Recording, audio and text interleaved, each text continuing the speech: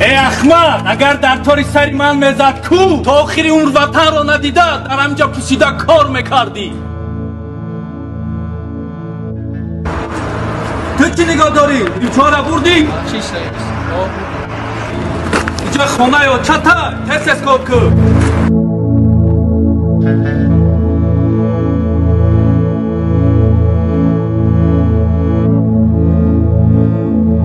سلام علیکم آقا. علیکم سلام. اکا جان من یک 2 روز پیش از تاجیکستان آمدم.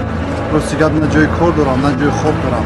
اگر با من شما یگان جای کار پیدا میکردید میسار کمی ندار میشدم. ای کنی کار، کنی جای کار. من از کجا به همه شما کار میابم؟ رو اینجا گرنگ نکن. اکا جان التماس یگان جای کار نیست کار نیست. اکا التماس نیست کار نیست.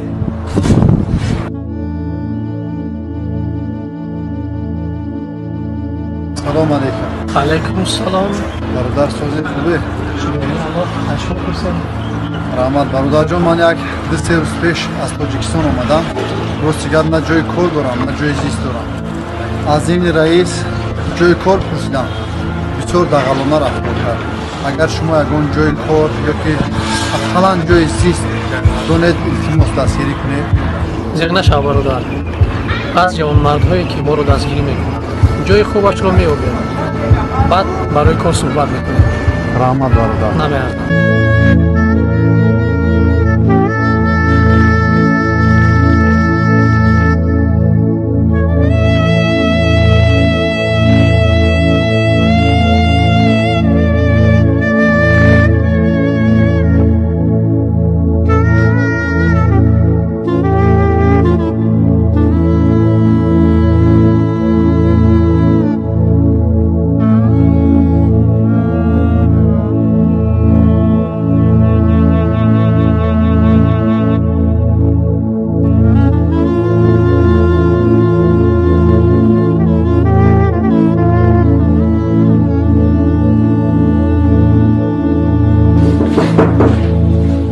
کی؟ نرما رئیس یک زن دعوت دیدن شما رو بپرسم. گوی درویا. من کس خواهیش کرد که شما با نظرش فرایید. من؟ بله. کی باشه؟ نمیدونم یه چیز نکن. شما خواهیش کرد. مالش روزی میرم.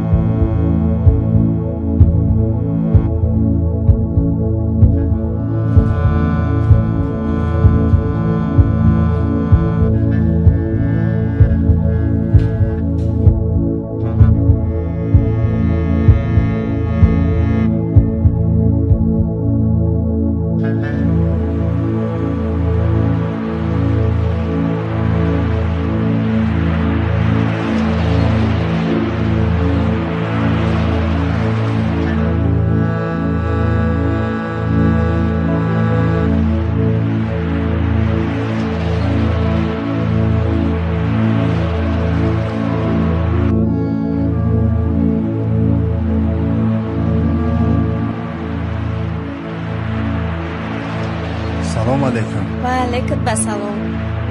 رئیس جان از شما احترامانه خواهش دارم. بسیار فهمیدیم که شما آدم خیرخواه پاکدل و کسانی که نیازمندن شما کمک زیاد میرسید.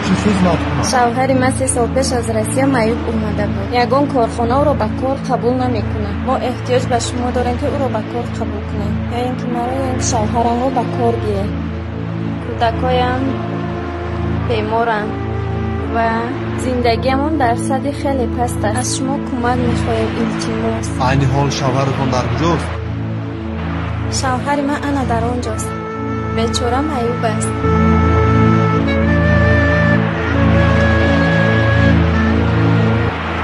آقای خلیل این شمایی؟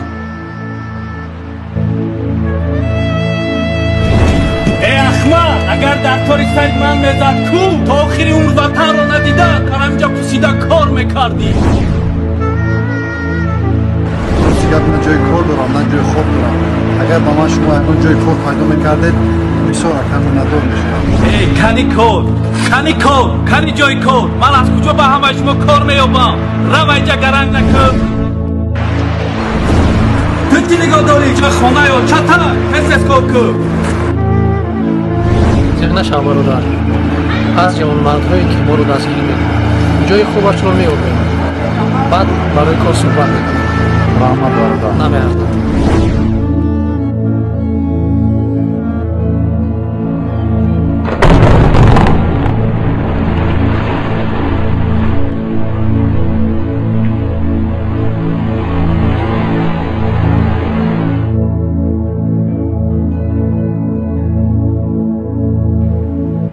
رئیس التماس نگویه به خاطر فرزندانم زندگی ما خیلی وزین است بله شفا جان به خاطر فرزندا چیزی که از دست نمیاد میکنم اتای خلیل رو نیسته با اوسط کوری ده کام شده است رئیس و با جوی کوری نماش بروش میفتم خب بله شفا جان خداوند نگهبان نکوکاران همیشه در رحمت یزدان پاک قرار دارند ولی بدان و بدسرشتان بین جامعه و مردمان آن آبروی و اعتبار ندارند برای آنکه سزاوار نام نیک و رفتار شایسته گردیم باید پیوسته نکوکار و مدد